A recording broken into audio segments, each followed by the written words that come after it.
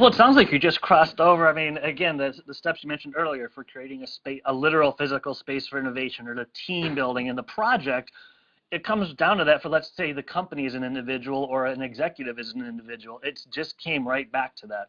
The biggest challenge is you have to have the time and carve out the time. Then you have to have the team, but it seems like this could almost be that litmus test of, it's not just, oh, I'll carve out the time, but realistically, do you have time for a blog and Twitter and a fan page and that? The other enemy to innovation is ROI, because I think making sure you get a return on the investment that you put in place is really important, and something that you should always think about, especially if you're an entrepreneur or have a lean budget. But on the flip side of that, ROI as a concept often gets narrowed down to things that can be quantifiably measured.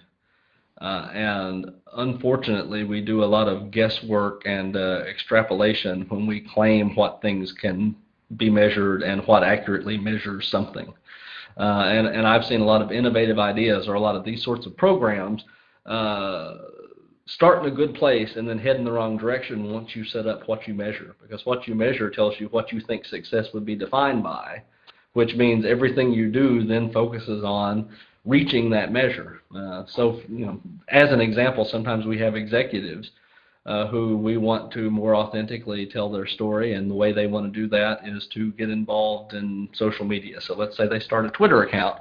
Well, the next thing they may do is become really focused on how many followers they have.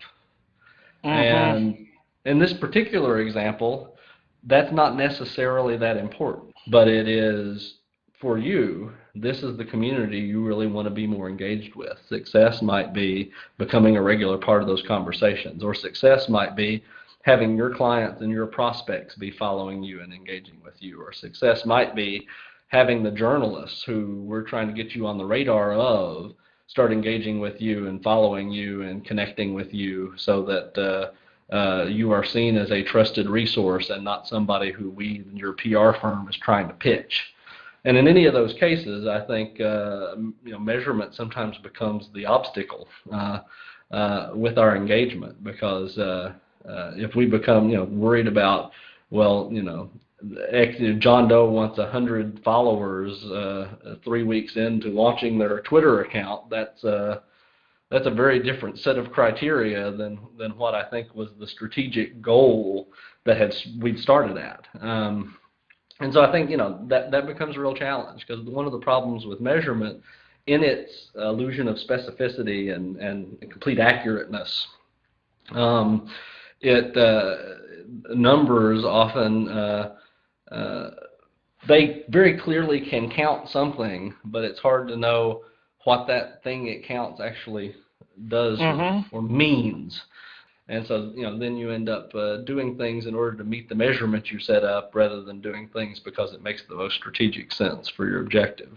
So I spend a whole lot of time sometimes with clients who end up going back and forth and throughout the organization trying to build consensus around something, and what eventually comes out is the perfect expression of what the organization wants to say, but it says nothing to what the audience might care about or want to hear. And that's a best case scenario, because what often happens is people aren't aligned internally, because people in the sales division have been trained to think and measure success in one way. People in customer service have been trained to think about and measure success in a very different way.